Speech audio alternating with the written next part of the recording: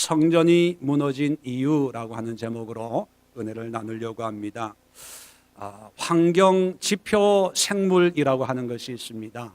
이것은 뭐냐면 말 그대로 환경 지표, 환경이 좋은지 안 좋은지를 나타내는 어떤 식물이나 그런 어떤 생물체를 의미하는 거죠.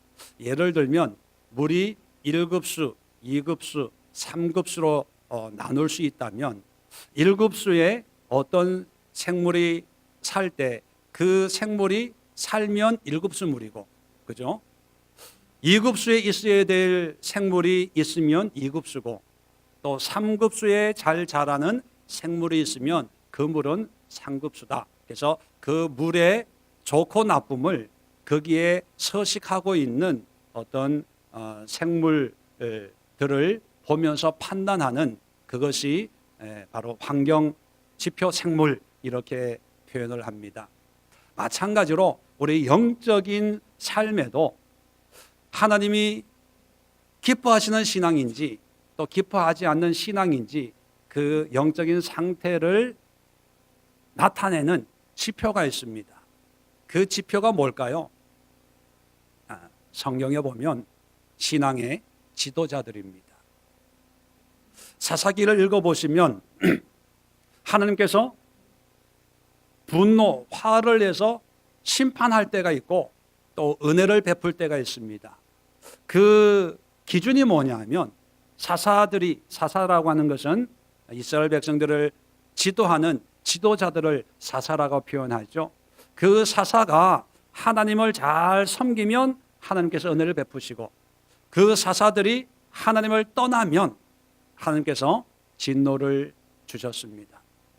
왕정시대, 왕들이 다스리는 시대에도 보면 하나님께서 은혜를 베풀 때는 왕들이 다윗의 왕의 길을 행할 때 은혜를 베푸셨고, 반대로 르호보암의 길, 다시 말하면 하나님을 떠나 세상을 살아가는 그런 왕들이 다스릴 때는 하나님께서 여러 가지 문제를 주셨습니다. 예언서를 읽어보면 예언자들도 하나님의 심판의 경고를 할 때 그 나라의 지도자들이 하나님의 말씀을 떠나 타락할 때였습니다. 또 하나님의 은혜가 회복이 될 때는 그 나라의 지도자들이 하나님 앞에 돌아올 때를 예언하고 있지요. 신약시대 오늘 본문도 마찬가지고 교회 역사를 보더라도 종교개혁이 일어났을 때 그 종교개혁을 허락하신 하나님의 모습을 보면 어떤 개개인들의 삶이 문제가 됐으라기보다는 당시 교회 지도자들이 잘못 가르치고 또 잘못 가르치는 교회 지도자들이 있는 교회가 타락했기 때문에 하나님께서 종교개혁이라고 하는 엄청난 그런 새 역사를 허락해 주셨습니다. 그렇다면 그 시대에 믿음과 신앙이 좋은지 안 좋은지를 모든 것을 다 통합해서 평가를 내리기보다는 그 시대의 영적인 상태를 한순간 일차적으로 보여주는 그 지표와 같은 모습이 있는데, 그것이 종교 지도자들이 어떻게 신앙생활하고 어떻게 가르치냐, 이걸 보면 된다는 거예요. 오늘 마태복음 23장을 보면 예수님께서 십자가 지시기 전에 예루살렘 성전에 가셔가지고 그 성전에 모여있는 서기관과 바리새인들을 향해서 아주 신랄한 비판을 하고 있는 그런 말씀을 기록하고 있습니다. 서기관이 누굽니까? 말씀을 기록하는, 요즘 말로 하면 아주 신학을 열심히 잘 공부한 어떤 교수 정도 될까요? 전문적으로 하나님의 말씀을 가르치는 사람들입니다. 목사도 포함이 되겠죠. 전도사도 포함이 되겠죠. 사람들에게 말씀을 가르치는 사람들이에요. 그리고 바리새인들이 누굽니까? 정말 하나님을 열심으로 믿음 생활 잘 한다고 하는 그런 사람들의 무리입니다. 일반인들이 이런 서기관과 바리새인들의 가르침과 그런 신앙생활을 보면서 저렇게 신앙생활을 해야 되는구나 라고 배울 정도로 당시에 신앙생활의 어떤 지도자 역할을 하는 사람들을 향해서 말씀을 전하는데 수고했다, 잘한다, 열심이다 칭찬하는 것이 아니라 13절부터 화 있을진저 외식하는 서기관들과 바리새인들이여. 화 있을진저 무슨 말입니까? 화가 하나님의 진노가 있다는 거예요. 가장 의미적으로 우리가 이해하기 쉬운 표현으로 하면요, 저주받을 자들아, 이런 의미와 똑같은 거예요. 이 지옥에 갈 사람들아, 뭐 이런 의미와 똑같은 거예요. 아니, 당시 지도자들입니다. 2절 23장 2절에 보면 서기관들과 바리새인들이 모세의 자리에 앉았다. 모세의 자리라고 하는 게 뭡니까? 모세는 율법을 받아서 율법을 백성들에 가르친 아주 정말로 훌륭한 사람을 의미하거든요. 그런데 이 사람들이 그 자리에 앉았다는 것은 모세와 같은 권위로 말씀을 가르친다는 거예요. 하나님은 이런 하나님이야. 하나님의 뜻은 이런 걸 원하셔. 이렇게 하나님을 섬겨야 돼. 이렇게 자세하게 가르치는 그런 사람들을 향해서 이 저주받을 사람들아, 그렇게 말씀을 하셨다는 거예요. 그것도 23장에 7번이나 화 있을진저 그렇게 말씀을 하고 있어요. 33절에 보면 이들을 향해서 뱀들아, 독사의 새끼들아. 뱀, 독사는 뭐를 의미할까요? 사탄 마귀를 의미하잖아요. 그러니까 사탄아, 사탄의 자식들아, 뭐 이런 의미와 똑같은 거예요. 그러면서 너희가 어떻게 지옥의 판결을 피하겠느냐라고 하는 그 의문문은 피한다는 거예요, 못 피한다는 거예요? 못 피한다는 거예요. 그런데 이 말씀이 이단이나 이방인이나 아니면 하나님을 대적하는 그런 사람들을 향해서 화 있을진저 독사의 새끼들아, 뭐 이렇게 얘기하면 이해가 돼요. 그런데 이 말들은 누구를 향해서 하는 거예요? 믿는데도 어떻게 믿는 사람들, 잘 믿는 사람들, 잘 믿는데 보통 사람들이 아니고 어떤 사람들이에요? 지도자들이에요. 오늘날로 비유를 해보면 담임 목사를 향해서 이 지옥 갈 목사야, 총회장, 뭐 당회장, 뭐 교단의 무슨 뭐 이렇게 대단한 사람들, 뭐 이런 분들 향해서 누가 봐도 훌륭한 분이고 누가 봐도 열심히 목회하고 누가 봐도 공부 많이 하고 누가 봐도 경력이나 이런 게 사람들에게 존경을 받을 만한 사람들 향해서, 신학 박사, 신학대학 교수를 향해서 하나님이 저주받을 자들아, 사탄의 자식들아, 너희들은 지옥 갈 거야, 그렇게 얘기한다는 거예요. 그리고 이 사람들은 어떤 사람들이냐 하면 13절 보세요. 오늘 본문에 보면 화 있을진저라고 해놓고 너희는 천국문을 사람들 앞에서 닫고 너희도 들어가지 않고 들어가려는 자도 들어가지 못하게 하는도다. 여러분 생각해 보세요. 이 사람들이 성전에서 하나님의 말씀을 가르치는 사람들이에요. 그런데 가르치는 사람들, 이 서기관과 바리새인들은 본인들이 생각할 때 자기들은 천국문을 닫는다라고 생각할까요? 활짝 열어서 많은 사람들을 천국으로 보내는 일을 한다고 생각할까요? 꿈에도 천국문을 닫고 있다라고는 생각 안 할 거예요. 내가 천국을 알려주고 전도해서 많은 사람들을 구원받도록 하고 있는 거야 라고 생각을 하고 있는데, 하나님이신 예수님이 볼 때는 천국문을 열어주는 게 아니고 닫는데요. 그리고 그 천국문에 자기도 안 들어가고 들어가려고 하는 사람도 못 들어가게 옷자락 끄집어 당기고 있대요. 야, 참 기가 막힙니다. 15절 또 한번 보실래요? 화 있을진저 외식하는 서기관들과 바리새인들이여, 자, 너희는 교인 한 사람을 얻기 위하여 바다와 육지를 두루 다니다가, 자, 이분들은 전도를 열심히 해요, 안 해요? 해요. 어느 정도까지 해요? 전도 차원이 아니라 선교 차원이에요. 선교 차원. 예.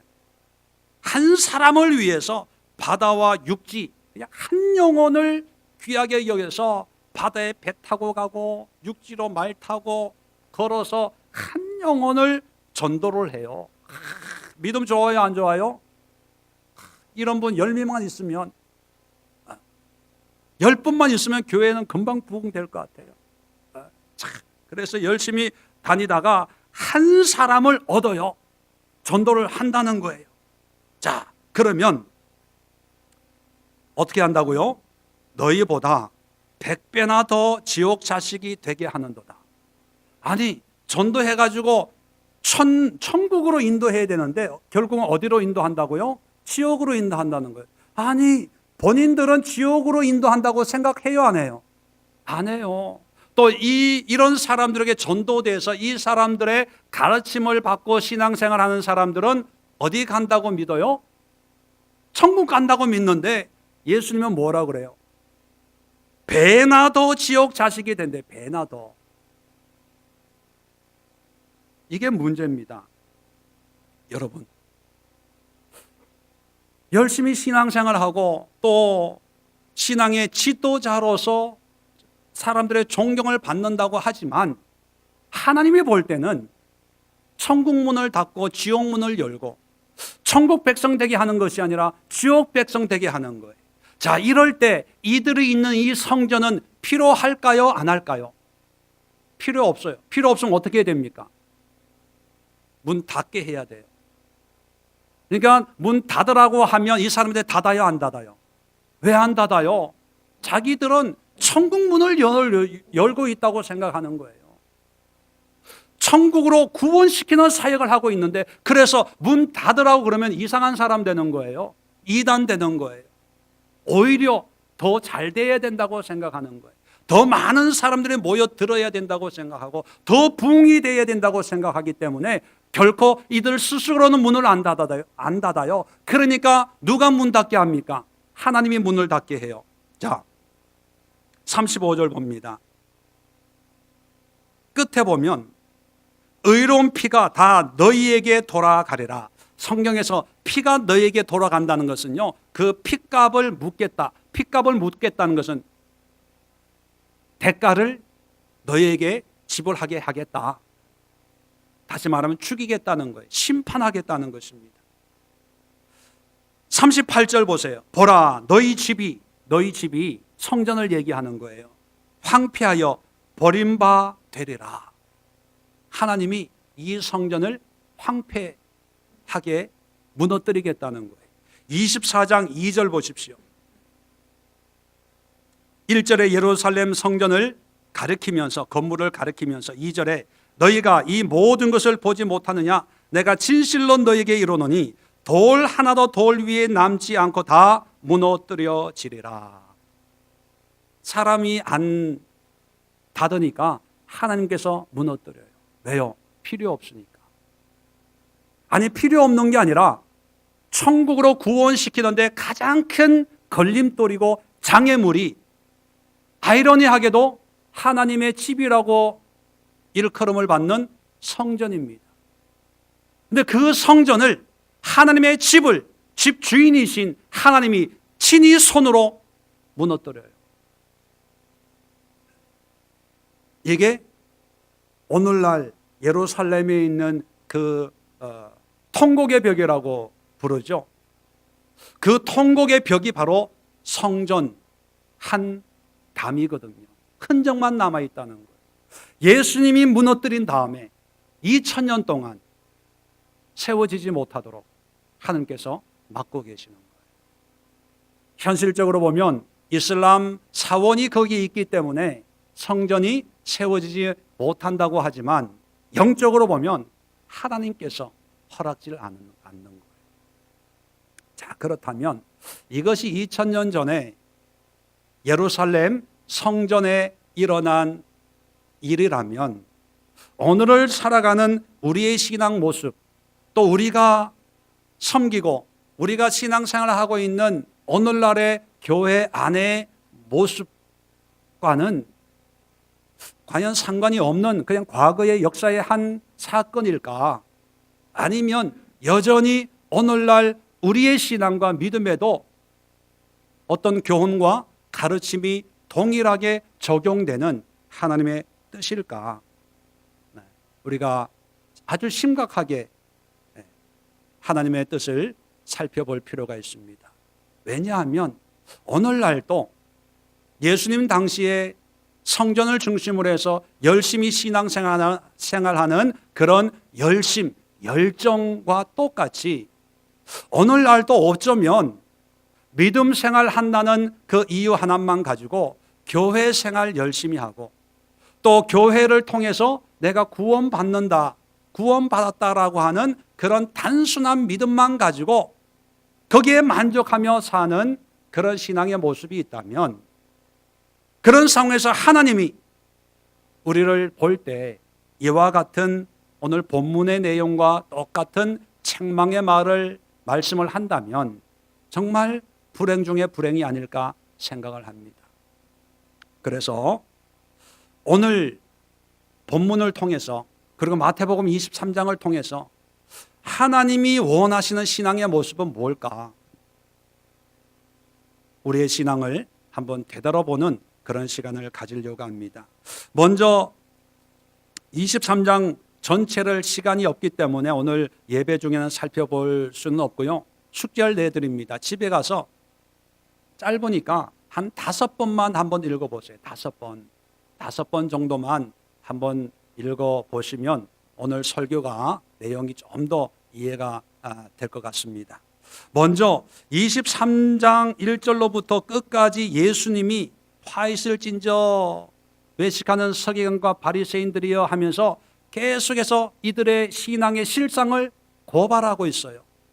그 고발하는 내용을 크게 한번 살펴보면 이 사람들은 뭐냐면 3절에 보면 그들이 말하는 바는 행하고 지키되 그들이 행하는 행위는 본받지 말라. 왜냐하면 그들은 말만 하고 행하지 아니하며 무거운 짐을 묻고 사람의 어깨에 지우되 자기는 이것을 한 손가락도 움직이려 하지 아니한다. 이런 말씀을 합니다.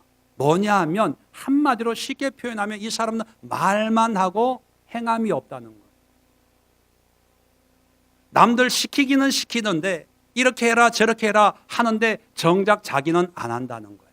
이게 뭐냐면 편의주의입니다. 편의주의. 자, 그 다음에 5절 보면 모든 행위를 사람에게 보이려고 경문띠를 넓게 하며, 경문이라고 하는 건 뭐냐면 당시에 경건한 사람들이 하나님의 말씀을 적어가지고 조그마한 상자를 이마에 이렇게 붙여가지고 끈으로 머리에 묶고 다녀요. 그걸 경문이라고 얘기합니다. 그 경문을 머리에 붙이고 다니면 사람들이 저 사람 하나님의 말씀을 열심히 읽는 분이네, 하나님의 말씀을 상고하는 사람이네, 이렇게 여기거든요.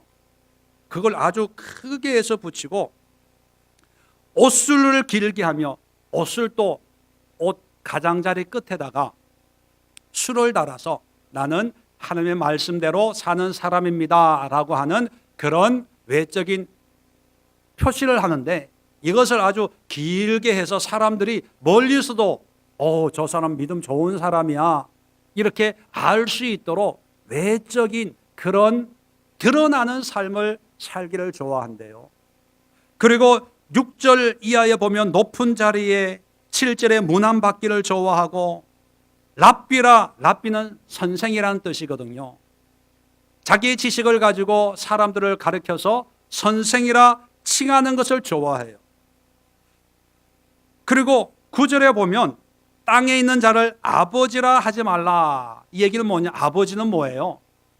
육신의 아버지가 라는 의미가 아니라 어떤 신앙적으로 내가 너를 키웠으니까 나를 아버지라고 여겨야 돼. 나는 너의 영적인 신앙의 아버지야. 아버지를 섬기듯이 나를 잘 섬겨. 알았지? 이런다는 거예요. 10절에도 보면 지도자라 칭하지 말라. 말라는 얘기는 뭐예요? 이 사람들이 지도자라 칭함을 받기를 좋아한다는 거예요. 당신이 있어야 됩니다. 당신이 우리의 리더입니다. 지도자입니다. 어떻게 할지 알려주세요. 말씀하면 그대로 순종하겠습니다. 사람들이 존경하고 인기를 끌기를 좋아한다는 거예요. 자, 그 다음에 16절 이하에 보면 재미있는 얘기가 나오는데, 간단하게 얘기하면 16절 한 절만 읽어보면요, 누구든지 이 사람들이 뭐라고 얘기하냐면, 누구든지 성전으로 맹세하면 아무 일 없거니와 성전에 금으로 맹세하면 지킬지라 하는도다.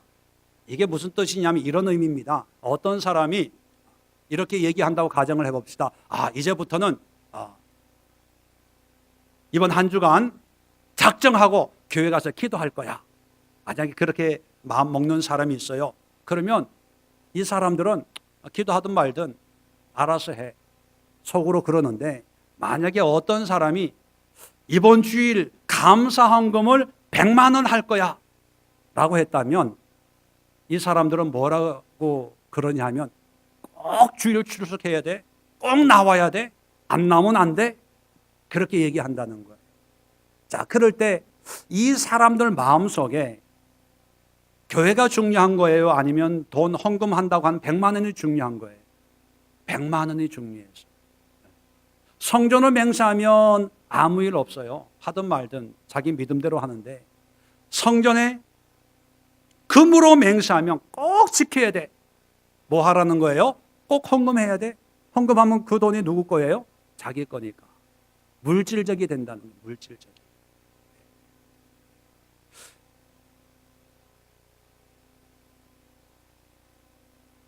27절 이하에 보면 또 재미있는 얘기가 있습니다. 화 있을 진저 외식하는 서기관들과 바리새인들이여, 회칠한 무덤 같으니 겉으로는 아름답게 보이나 그 안에는 죽은 사람의 뼈와 모든 더러운 것이 가득하도다. 겉으로 보면요, 너무 훌륭해요. 말하는 거 보면 대단해요.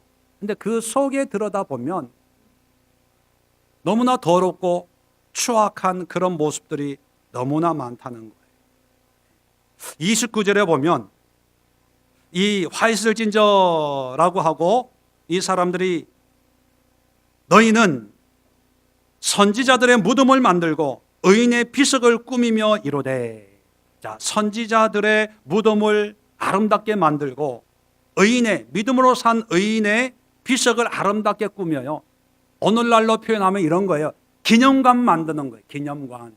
아무 순교자 기념관, 무슨 목사님 기념관 이렇게 아름답게 꾸며요. 다 꾸며놓고 뭐라고 그러냐 하면 30절에 이렇게 얘기한다는 거죠. 만일 우리가 조상 때에 있었더라면 우리는 그들이 선지자의 피를 흘리는데 참여하지 아니하였으리라.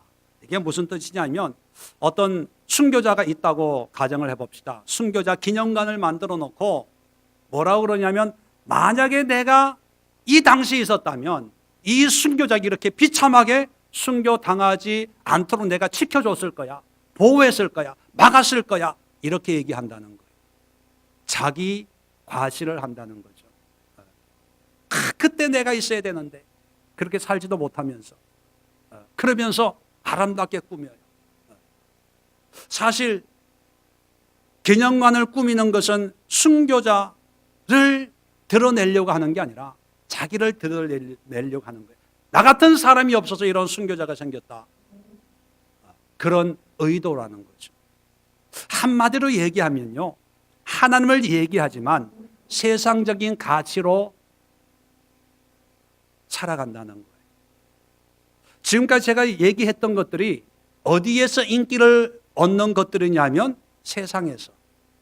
세상에도 편안한 걸 추구하잖아요. 힘든 거는 안 하려고 하고, 다른 사람 시키려고 하고, 편안한 거, 군대에서도 꿀보직이 어떤 보직입니까? 군대 갔다 오신 분들 꿀보직이 어떤 보직이에요? 편안한 보직이 꿀보직이라고 불러요. 세상에서 편안하게 사는, 행복하다는 의미는 뭐예요? 큰 문제 없이 일 안 해도 사는데 지장이 없는 그런 상태.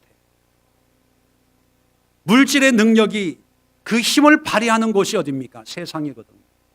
돈. 명예가 힘을 발휘하는 곳이 어디입니까? 세상이거든요. 세상에서도 선생이 되길 바라고, 지도자가 되길 바라고, 위에 앉기를 바라고, 대접받기를 바라고, 상석에 앉기를 바라고.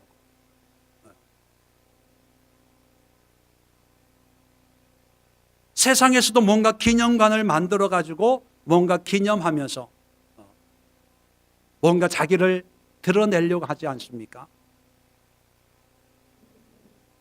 그런데 그런 세상의 기준이 똑같이 교회 안에 들어와 있다는 거예요.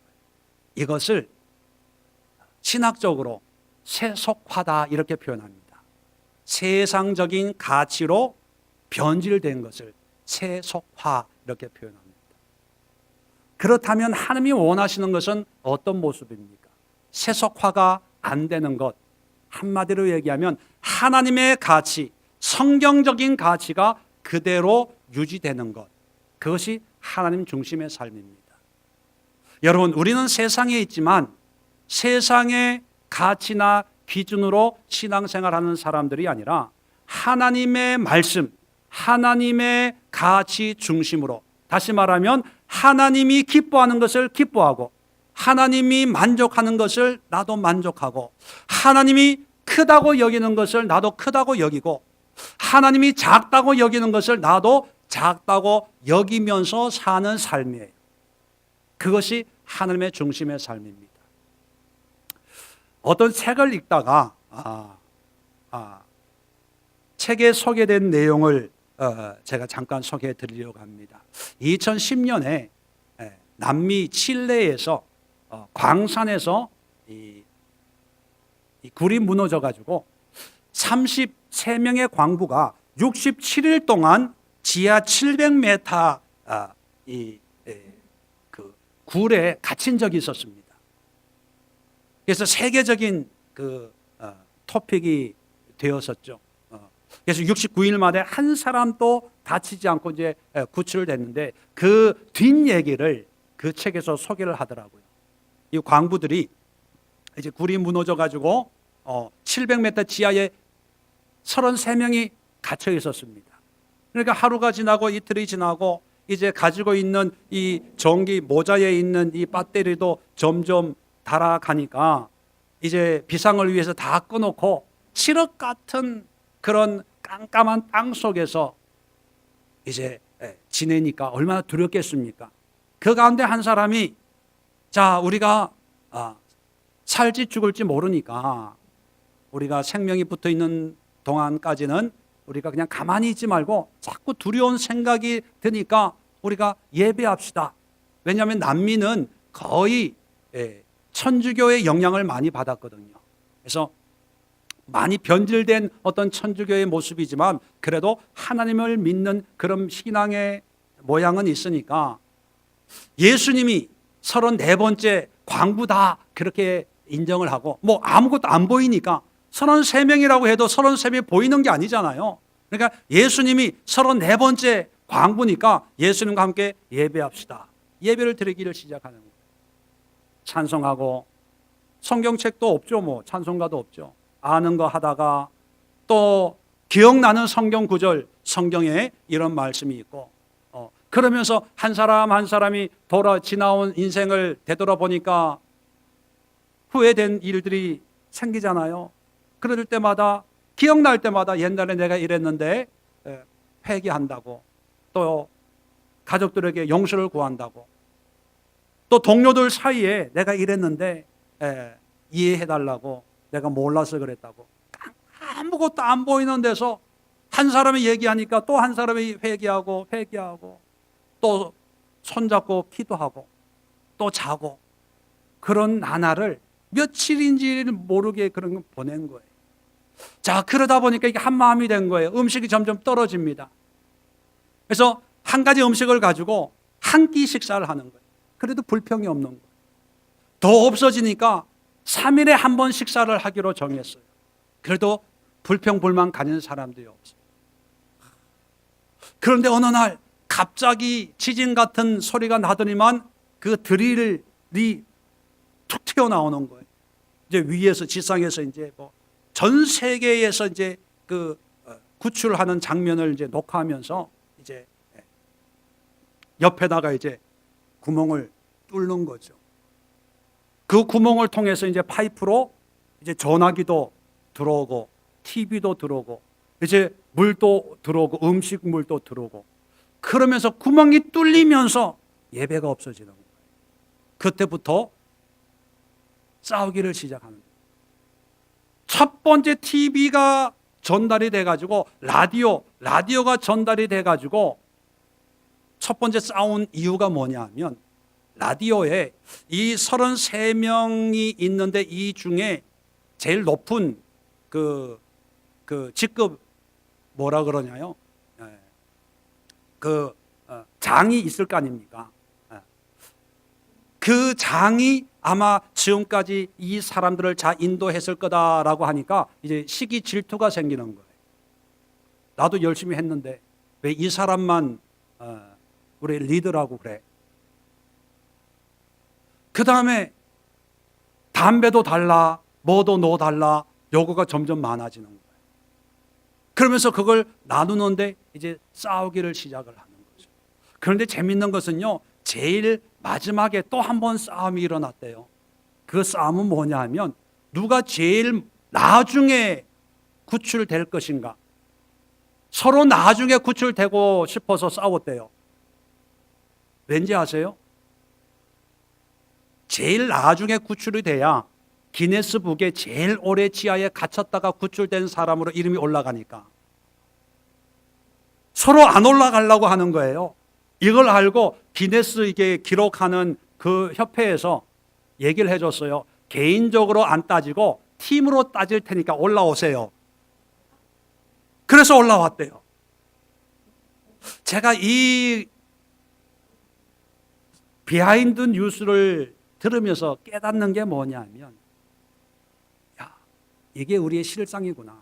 인간이라고 하는 그 존재가 아무것도 안 보일 때는 오히려 하나님의 평강이 임했어요. 교제와 친교와 어떤 친밀감이 임했는데 뭔가 하나씩 생기니까 욕심이 들어와서 이제 세상적인 기준이 되는 거예요. 아니 69일 동안 700m 지하에서 생존 구조 확률이 2%예요. 2%. 거기에서 구원받으면 아니 기네스북에 올라가나 안 올라가나 이게 무슨 중요해요. 그런데 그것 때문에 싸우는 거예요. 그걸 보면서 세상에 얼마나 많은 환경의 편안함과 안락함과 세상이 이게 기준하고 있는 성공, 부 아무리 있어도 평강이 없겠구나. 만족이 없겠구나. 그런 걸 생각하면서 가장 행복한 모습은 뭘까? 많이 가지고 있든 뭐 적게 가지고 있든 건강하든 건강치 않든 하나님의 평강이 임해야 진정한 행복을 누리겠구나. 물론 이 모든 것이 성경에 있는 내용들입니다.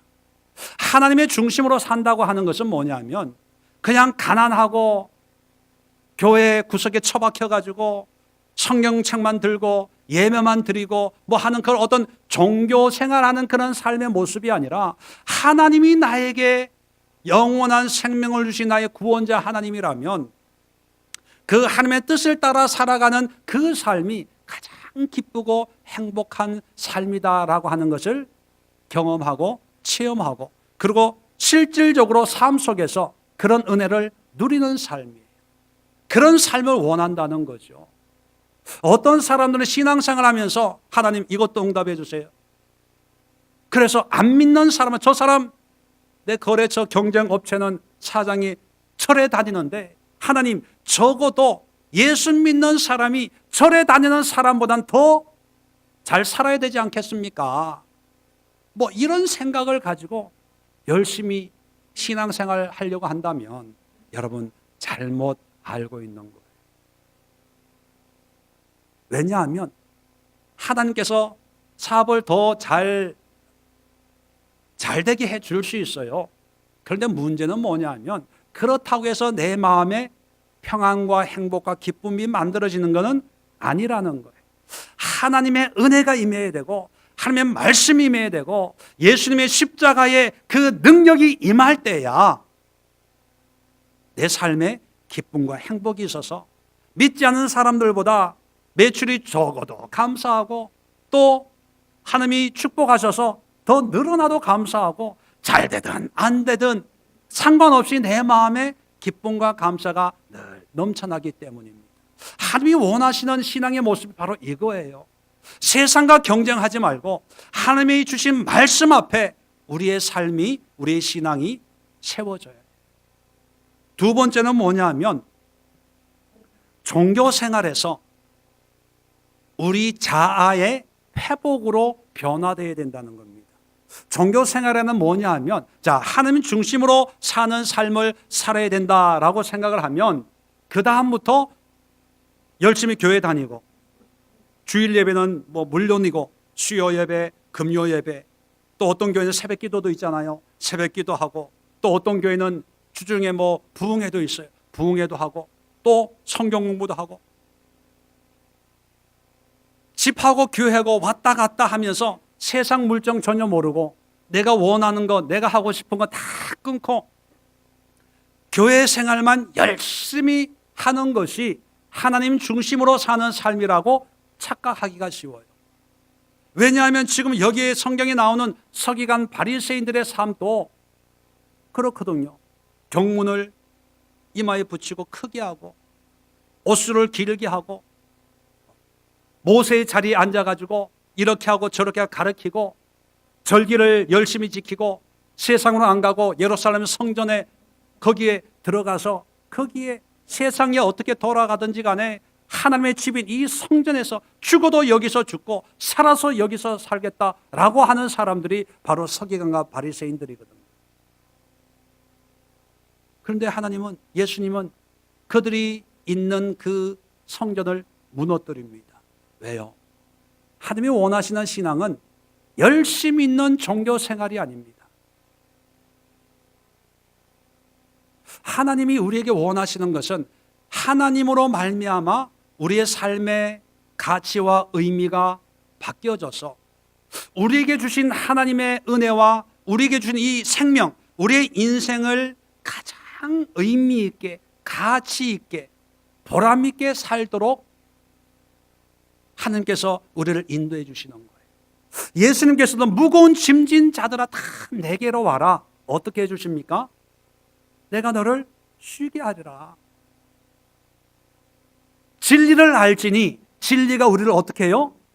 자유케 해요. 자유케. 매이는 것이 아니라, 묶이는 것이 아니라 자유케 해 주시는 거예요. 어떤 분들은 신앙생활을 하는 것은 마치 교회에 매이는 것, 하나님께 매이는 거라고 생각을 하고, 예수 믿으면 내가 하고 싶은 거 못해, 내가 이루고 싶은 거 못해, 이걸 버리고 예수 믿어야 돼, 이런 이분적인 생각을 하는 분들이 있어요. 그건 잘못된 생각이에요. 고치십시오. 하나님이 우리를 부르고 우리를 하나님의 자녀 삼으신 것은 나만 알고 나만 예배하고 나만 섬기고 저 더러운 세상에 가면 다 지옥 가고 구원받은 교회 안에만 머물러 있어야 돼. 한 발자국도 세상으로 나가면 지옥 가는 거야. 그런 하나님이 아닙니다, 여러분.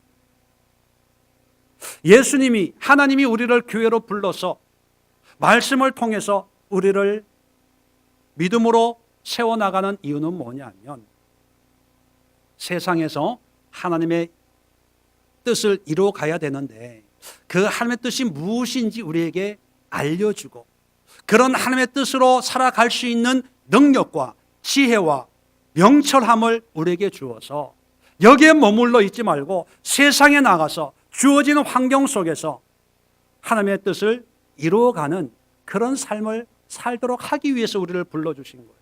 다시 말하면 하나님 안에 있는 그런 신앙을 통해서 나의 존재의 의미를 새롭게 깨닫고 그런 의미를 우리의 삶 속에서 구체적으로 실현시켜 나가는 그런 삶입니다. 그런데 오늘날 신앙의 모습을 보면 청년들이 교회를 떠나요. 젊은 사람들이 교회를 안 나옵니다. 왜요? 지금까지 그들이 알고 있었던 신앙의 모습은 뭐냐면 교회에 매여야 되고 담임 목사님 말씀에 순종해야 되고 교회가 하는 거기에 열심히 참석해야 되고 반대로 그렇게 하지 않으면 믿음 없는 사람 취급받으니까 요즘 청년들은 자기가 하고 싶은 개성이 있잖아요. 개성. 그러니까 내 것을 내려놓기가 너무 힘든 거예요. 내 것을 포기하기는 너무 아까운 거예요. 그렇다고 교회의 가르침에 따라가기에는 자기는 너무 힘들어서 못하겠다는 생각이 들어요. 그러니까 내 것을 내려놓을까? 교회를 내려놓을까? 교회를 내려놓는 거죠. 그래서 세상에 나가서 어디로 가냐 하면 서점에 가서 자기 개발 책을 찾아 읽기 시작합니다. 인간의 존엄성에 대해서 나는 누구인가를 읽기를 시작해요. 자기 개발에 관해서 궁금증을 가지고 어떻게 하면 나의 삶을 더 아름답게 만들어 갈 수 있을까? 여기에 연구합니다. 또 이런 것을 가르치는 세미나, 이런 걸 얘기하는 사람들의 인터넷, 유튜브 이런 거에 귀를 기울이기 시작해요. 근데 여러분, 분명히 말씀드리지만 신앙이란 특별히 하나님이 우리에게 베푸시는 그런 신앙의 삶이란 우리의 개성, 우리의 인격, 우리의 삶을 송두리째 그냥 다 던져버리고 철저하게 하나님만 바라보고 하나님을 위해서만 사는 그런 맹목적인, 맹종적인 그런 삶을 요구하는 분이 절대로 아니라는 사실입니다. 지난주에 잠깐 말씀드렸지만 니체 기억하시죠? 니체가 뭐라 그랬다고요? 신은 죽었다. 그렇게 얘기를 했다고 말씀을 드렸습니다. 자, 잠깐 그 이유를 말씀을 드리면, 자, 신이 죽었다면 그러면 누가 주인입니까? 인간, 내가 주인이라는 거예요. 그러면 신이 죽은 사회에서 우리 인간은 어떻게 살아야 될 것인가? 거기에 대한 이제 고민을 하게 된 거예요. 자, 그러고 나서 이제 니체가 하나 이제 개념을 얘기합니다. 초인이라는 개념을 얘기해요. 그건 뭐냐면 독일 말로 우버멘시라는 말인데, 우버라는 말은 영어로 오버예요. 오버. 왜 자동차와 우버 있죠, 우버. 우버라는 말이 오버에서 나온 거예요. 뛰어난, 초월적인 그런 의미를 가지고 있어요. 맨시라는 말은 맨, 인간이라는 뜻입니다. 초월적인 인간. 그러니까 인간의 한계를 뛰어넘는 그런 사람이 돼야 된다는 거죠. 신이 없기 때문에 인간이 신과 같은 존재로서 자기의 어떤 인생의 의미, 인간의 의미를 가장 잘 완벽하게 드러낼 수 있는 어떤 이상적인 인간, 그것을 초인, 우버멘시 이렇게 정했어요. 그러면서 그럼 어떻게 하면 우버멘시가 되냐? 그걸 얘기하면서 세 가지 비유를 들었어요. 첫 번째 단계는 뭐냐면 낙타의 상태다. 낙타가 뭡니까? 무거운 짐을 지고 어디를 가요? 사막을 가요. 낙타가 얘기하는 거 봤어요? 낙타는 말도 안 하고 그냥 무거운 짐을 지고 편안한 길이 아니라 사막의 뜨거운 태양 아래 묵묵하게 그렇게 걸어가요. 그런 비유를 하면서 초인이 되기 위해서는 첫 번째 자기 짐은 자기가 져야 된다는 거예요. 왜? 신이 없어졌으니까. 신이 죽었으니까 내 인생의 문제는 내가 책임지고 원망 불평하지 말고 비교하지 말고 왜 나는 사막이야? 왜 이렇게 태양이 뜨거워? 불평하지 말고 너희 짐은 네가 져야 돼. 그게 낙타의 상태예요. 자, 그 상태를 지나면 어떤 상태가 되냐면 사자의 상태입니다. 사자. 사자는 짐승의 왕이라고 표현을 하죠. 사자의 상태란 뭐냐 하면 이제 자기 인생의 주도권을 자기가 가져야 된다는 거죠. 사자, 눈치 보지 말고 세상은 사자 앞에 나는 생쥐야. 나는 못해, 안 돼, 이렇게 생각하는데 이제는 그게 아니라는 거예요. 누구나 다 사자라는 거예요. 너 인생의 주도권은 네가 가지고 있는 거야. 그러니까 너는 긍정적으로, 진취적으로, 담대하게, 두려워하지 마, 무서워하지 마. 너 인생의 제일 중요한 것은 바로 너야. 이게 사자의 상태라는 거예요. 자, 이런 상태를 지나면 최종적으로 마지막 단계가 뭐냐? 아이의 단계라는 거예요. 아이. 그러면서 최종적인 초인의 단계에 들어가는 그 단계가 아이, 순진무구한. 어른들은 판단을 해요. 이 사람과 친구 먹을까 말까? 이 사람이 나를 도와줄까 안 도와줄까? 이런 계산을 하면서 이게 사람을 만나는데 아이들은 어때요? 그냥 좋은 거예요, 좋은 거. 부자도 없고 가난한 자도 없고 잘생긴 사람도 없고 못생긴 사람도 없고 그냥 그 공간 안에서 즐겁게 순진무구하게 웃고 즐기고 떠드는 그런 아이가 바로 초인의 단계에 들어가는 거다. 이렇게 얘기를 한 거예요. 이런 얘기를 하면서 이제 초인이 돼야 돼 그랬던 니체는요, 인생 말년에 정신 이상자가 됐어요. 10년 동안 정신병원에 수용되어 있다 거기서 죽었어요. 제가 무슨 말씀을 드리려고 하냐면 낙타의 단계, 사자의 단계, 아이의 단계, 이게 사실은 성경에 다 있는 거거든요. 성경에 있는 거예요. 성경에 있는 건데 마치 성경에서 없는 것처럼 하나님이 원하지 않는 것처럼 마치 이렇게 살면 믿음이 없는 것처럼 느껴진 그 시대가 이게 피부로 느껴지는 거예요. 안타까운 거예요. 왜 이때의 교회가 하나님께만 충성, 교회만 충성 이걸 얘기하지 않고 하나님이 우리를 향하신 그 풍성하고 아름답고 우리 한 사람 한 사람을 세우기를 위해서 예수님이 십자가를 지신 이 하나님의 예수님의 사랑을 가르쳤다면 니체도 열심히 신앙생활해서 훌륭한 목회자가 됐든지 정말 많은 영향력을 끼치는 그런 사람이 됐을 텐데 니체의 얘기한 걸 보면요 다 성경에 있는 거예요. 성경에 있는 건데 그 성경에 있는 것들을 하나님이 주신 은혜로 이게 연결을 못 시키고 세상 것과 연결을 시키는 거예요. 결국은 세상에 그런 기쁨을 줄 수가 없다는 거예요. 초인, 세상의 방법으로 이룰 수가 없다는 거예요. 진정한 어린아이, 순진무구한 삶의 모습은 어디에서 가능하냐? 하나님의 은혜 속에 가능해요. 은혜 안에 우리는 풍성한 삶을 살 수가 있어요. 은혜 안에 예수님도 그런 말씀을 했잖아요. 아이를 데리고 오면서 아이와 같지 않으면 천국에 들어갈 수가 없다고 얘기하고 있습니다. 성경이 말하고 있는 거예요. 무거운 짐 진다더라. 낙타 같은 무거운 짐을 지고 가는 게 잘못된 게 아니에요. 그 짐을 지고 어디로 가냐? 그게 문제거든요. 그 인생의 짐을 사막 같은 뜨거운 태양 아래 어쩔 수 없이 지고 가는 그 짐, 그걸 가지고 예수님께 가는 거예요. 예수님께. 뭐가 잘못된 거예요? 뭐가 나쁜 거예요? 그 짐을 풀어주기 위해서 예수님이 오셨는데 우리는 자꾸 짐이 있는데도 부정하려고 그래요.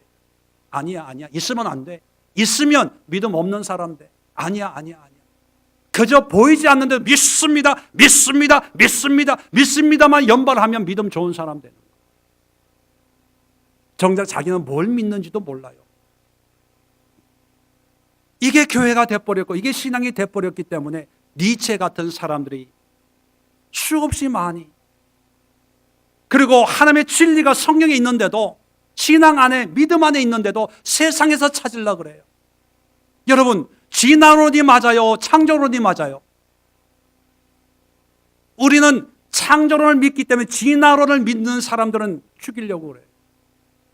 여러분, 하나님이 진화론, 창조론을 위해서 성경을 기록했나요? 물론 과학적으로, 신학적으로, 학문적으로 논할 필요는 있습니다. 그러나 신앙적으로는요, 진화론, 창조론이 중요한 게 아니에요. 진화론을 믿던 창조론을 믿던 중요한 것은 하나님의 뜻 가운데, 믿음 안에, 하나님의 섭리 가운데 어떻게 우리가 오늘을 살아갈까, 그거예요. 수십만 년 전에 하나님이 이 땅을 창조하셨고, 수십만 년 전에 진화론자는 단세포에서 이렇게 발전이 됐다고 얘기하잖아요. 그런데 so what? 그래서 어쨌다고요? 세포가 지금 우리의 삶에 어떤 영향을 미칩니까? 의미 없는 거예요. 그건 학문의 영역이에요. 신앙의 영역은 오늘 지금 하나님 안에서 나의 삶의 가치는 뭘까? 내 삶의 의미는 뭘까? 하나님은 나를 통해서 내 인생을 어떻게 만들어 가기를 원할까? 이걸 알면 정말 내 삶의 현장에서, 직장 다니시는 분은 직장에서, 공부하는 분은 공부하는 거, 또 주부면 가정일 하면서 정말 이 일을 하나님이 기뻐하는 삶의 모습으로 만들어서 주님 앞에 영광 돌리고 싶은 그런 기대와 설레임과 하나님이 나를 어떻게 여기실까, 이런 기대와 소망으로 막 감동으로 하루를 보낼 수 있는 그런 삶이 되어야 되는 거예요. 그런데 오늘날 신앙의 현주소는 어떻습니까? 직장 다니면서 오늘 교회 가야 되는데, 수요 예배인데 수요 예배 못 가고, 주여 이 죄인을 용서하여 주옵소서. 여러분, 저는 수요 예배 안 오셔도 돼요. 대신에 수요 예배 드리는 그 시간에 여러분의 삶의 현장에서 그 자리에 임재하시는 하나님 앞에, 하나님이 여러분을 그 자리로 인도하시는 그 뜻을 깨닫고 그 뜻 가운데 기뻐하고 즐거워하면서 하나님 앞에 영광 돌리는 그런 삶을 사는 성도가 되길 바라요. 그렇다고 해서 한 장 꺾으면서 하나님 웬 은혜입니까? 웬 축복입니까? 그런 거 말고, 저는 다시 한번 말씀드립니다. 세상이 얘기하는 인본주의, 인간의 주체가 되는 인간성, 자기개발, 자기혁신, 자아실현, 이 모든 게 성경 안에 있어요. 믿음 안에 있어요. 우리가 잘못 아는 거예요. 믿음 하면 맹목적인 어떤 종교생활, 어떤 그런 그림만 가지고 있는데, 예수님이 그런 종교생활하는 성전을 깨뜨려 버린 거예요. 흩어버린 거예요. 세상 곳곳에서 역사하는 하나님의 은혜를 깨닫고 그곳에서 너의 삶의 의미와 가치를 실현시켜라. 그게 교회 역사예요. 마지막으로 세 번째, 오늘 성경을 통해서 우리가 깨달아야 될 것은 자기 성취에서 자기 성숙으로 나아가야 된다는 겁니다. 이 종교 지도자라고 하는 사람들이 우리에게 보여주는 삶의 모습은 뭐예요? 성취감이에요. 성취감. 사람들이 나를 어떻게 보냐, 그걸 의식하기 때문에 경문을 크게 하고 옷줄을 길게 하고, 또 사람들이 랍비, 선생이요, 지도자요, 우리의 영적인 아버지입니다, 이런 칭호 듣는 걸 좋아하고, 그래서 시장에서 문안 받는 걸 좋아하는 거예요. 시장 가는 거는 반찬 사러 가는 게 아니라 인사 듣기 위해서 가는 거예요.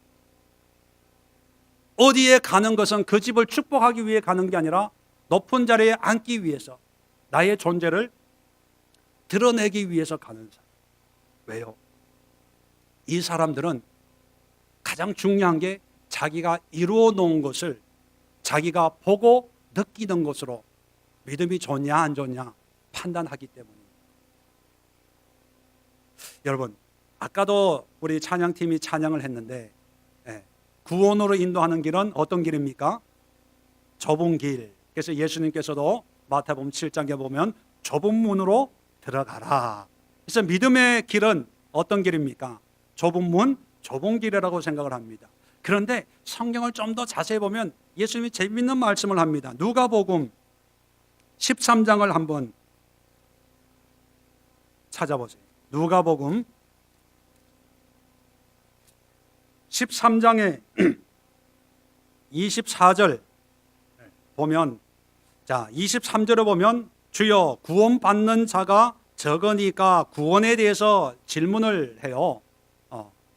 자, 그랬더니만 24절에 좁은 문으로 들어가기를 힘쓰라. 우리가 잘 알고 있는 말씀입니다. 그런데 그 뒤가 더 재밌습니다. 내가 너에게 이르노니 들어가기를 구하여도 못하는 자가 많으리라. 여러분 재밌지 않아요? 지금까지 우리는 단순하게 좁은 문으로 가야 돼. 신앙의 길은, 구원의 길은 좁은 문이야 라고 생각을 했어요. 그래서 넓은 길로 가지 않고 믿음의 길을 간다고 생각을 했습니다. 그런데 오늘 여기 보면 더 충격적인 말씀이 있어요. 그런데 문제는 뭐냐면 좁은 문으로 가고 싶어도 못 가는 사람이 있다는 거예요. 왜 그럴까? 궁금하지 않아요? 안 궁금한 것 같은데? 궁금하신 분만 아멘. 뭔가 이거 축이 돼야 이게 맞아야 뭐 나도 할 맛이 나죠. 그 이유가 있습니다. 그 다음 보세요. 25절에 비유를 드는데 집주인이 일어나 문을 한번 닫은 후에 너희가 밖에서 서서 문을 두드리며 주여 열어주소서 하면 그가 대답하여 이르되 나는 너희가 어디에서 온 자인지 알지 못하노라. 이제 구원의 문을 구원을 얘기하는 거예요. 열어주세요. 구원시켜주세요 했더니만 주인이 하나님이죠. 어디서 온 자인지는 모르겠다. 그렇게 얘기를 해요. 그러니까 26절에 이제 자기 신분을 밝히는 거예요. 이 좁은 문으로 가는 사람들이 뭐라고 얘기하냐면 우리는 주 앞에서 먹고 마셨으며 주는 또한 우리를 길에서 가르치셨나이다. 그렇게 얘기하는 거예요. 이 얘기는 뭡니까? 예수님이 우리를 가르쳤잖아요. 그리고 우리가 주님 앞에서 먹고 마시고 믿음으로 지금까지 살아왔는데요. 이렇게 좁은 문으로 걸어왔는데요. 그렇게 얘기한다는 거예요. 자, 그랬더니만 27절에 그가 너에게 말하여 이르되 나는 너희가 어디에서 왔는지 알지 못하노라. 행악하는 모든 자들아 나를 떠나가라. 떠나가래요. 구원 못 받는다는 거예요. 이게 무슨 의미냐면요, 좁은 문으로 가는 사람이에요. 그죠? 좁은 문으로 가요. 그런데도 왜 구원을 못 받냐? 좁은 문을 통해서 이 사람들은 주 앞에서 먹고 마셨고 주님이 가르쳤다 이렇게 얘기하는 걸 보면 자기 성취감으로 신앙생활하는 사람들, 내가 지금 이렇게 신앙생활 하고 있어, 이런 정도로 열심히 하고 있어. 남들은 다 넓은 길로 가는데 나는 좁은 길을 가면서 내가 제자 훈련하고 성경 공부하고 그래서 내가 팀장이 되고 리더가 되고 내가 교회에서 열심히 한 교회에서 섬겨서 집사 되고 장로 되고 전도사 되고 목사 되고 내가 이렇게 살았잖아요. 이렇게 열심히 주님을 섬겼잖아요. 뭔가 이룬 것을 하나님 앞에 내세우는 거예요. 그렇게 보면 서기관 바리새인들이나 이 문을 두드리는 사람들이나 똑같아요. 믿음 생활은 하고 있지만 하나님이 모른다고 그래요. 그 이유는 뭐냐면 믿음 생활하는 것이 자기의 유익을 추구하기 위해서, 자기의 목적을 이루기 위해서, 자기가 하고 싶은 어떤 모양과 모습이 되고자 하기 위해서. 자, 그러면 아니 목사님 헷갈리는데요, 신앙생활 원래 그렇게 해야 되는 거 아니에요? 집사도 해야 되고 권사도 해야 되고 장로도 해야 되고 또 뭐 이렇게 신앙도 늘어나고 뭐 이렇게 교회도 부흥이 되고 뭐도 해야 되는 거, 그게 뭐가 나빠요? 네, 그렇게 생각할 수 있어요. 예, 나쁜 거 아니에요. 그런데 문제는 뭐냐면 하나님이 원하시는 게 뭐냐는 거죠. 오늘 성경으로 본문으로 돌아가면 자, 마지막 결론입니다. 11절에 보면 너희 중에 큰 자는 너희를 섬기는 자가 되어야 하리라. 누구든지 자기를 높이는 자는 낮아지고 누구든지 자기를 낮추는 자는 높아지리라. 예수님이 이 서기관 바리새인들 향해서 결론적으로 말씀하는 게 어떤 사람이 되라는 거예요? 섬기는 자가 되라는 거예요. 섬기는 자. 우리가 낮은 자가 되어야 되는 이유는 뭐냐면 섬기기 위해서 낮은 자. 다시 말하면 여러분 잘 들으세요. 신앙의 결론이 뭔지 아세요? 예, 물론 구원이에요. 예, 구원은 이미 우리가 믿음으로 받은 거예요. 자, 구원받은 자들이 살아가는 신앙의 삶의 최종적인 모양과 모습은 뭘까? 섬기는 자가 되는 거예요. 몇 주 전에 제가 말씀드렸죠. 천국은 사랑받는 곳이 아니라 뭐 하는 곳이라고요? 사랑하는 곳이에요. 다른 말로 표현하면 천국은 높은 자리에, 구원받은 자의 높은 자리에 앉아서 천군 천사의 섬김을 받는 곳이 아니라 섬기는 곳이에요. 섬기는 곳. 신앙생활의 모든 신앙생활의 공통점이 뭐냐? 섬김이에요. 여러분, 예배가 뭐예요? 하나님을 섬기는 것. 이웃을 내 몸까지 사랑하라. 뭐예요? 섬기는 것. 예수님이 서기관과 바리새인들에게 요구하는 것은 섬김만을 받는 거예요. 그것을 자기 성취라고 착각하고 있는 거예요. 하나님이 원하시는 자기 성취의 최종적인 모양과 모습은 뭐냐? 섬김입니다. 이것을 저는 자기 성숙이다 이렇게 표현을 한 거예요. 성숙한 신앙이란 뭐냐? 섬기는 거예요. 물론 처음 신앙생활 할 때는 내 문제 때문에 신앙생활 하죠. 내 문제로 기도하죠. 내 문제 해결을 위해서 주님의 은혜를 사모하죠. 그런데 성숙은 뭡니까? 성장을 한 뒤에 어느 한 정점부터는 성숙해지는데 그 성숙, 우리의 삶, 우리의 신앙, 우리의 믿음이 무르익는 단계는 어떤 모습으로 드러나야 되냐면 섬김으로 드러나는 거예요. 이제는 나를 위해서 기도하는 그 기도 시간은 줄어들고 다른 사람을 위해서 기도하는 중보 기도 시간이 늘어나는 거예요. 이제 나를 앞세우던 삶에서 다른 사람을 나보다 앞에 세우는 그런 신앙의 모습이 나타나는 거예요. 이것이 하나님이 원하시는 우리 신앙의 모습입니다.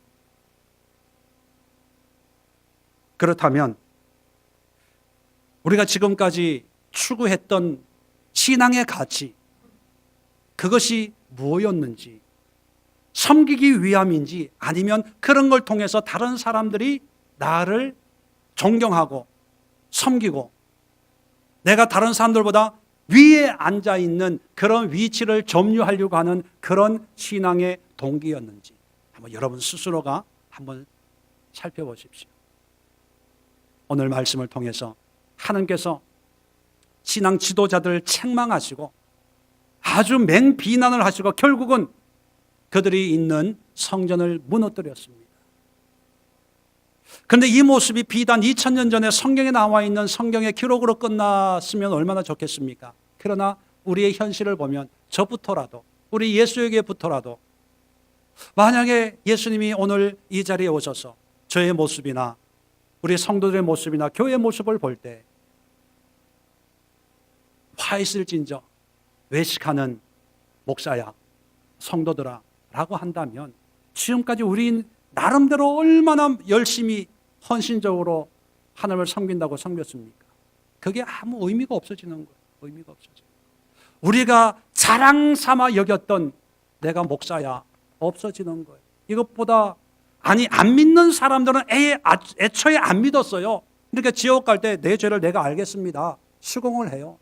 근데 만약에 저 같은 사람이 지옥 간다고 하면 나는 고에 갈 것 같지가 않아요. 하나님, 이럴 수가 있습니까? 할 것 같아요. 왜요? 나는 지옥 간다고 생각을 한 번도 해본 적이 없거든요. 이게 하나님의 뜻이고 하나님의 말씀이고 하나님의 나라를 세우는 거라고 굳게 믿었는데 하나님이 볼 때는 전도해가지고 지옥 자식, 배나 지옥 자식 만들었다 니가 그러면 얼마나 충격이겠습니까?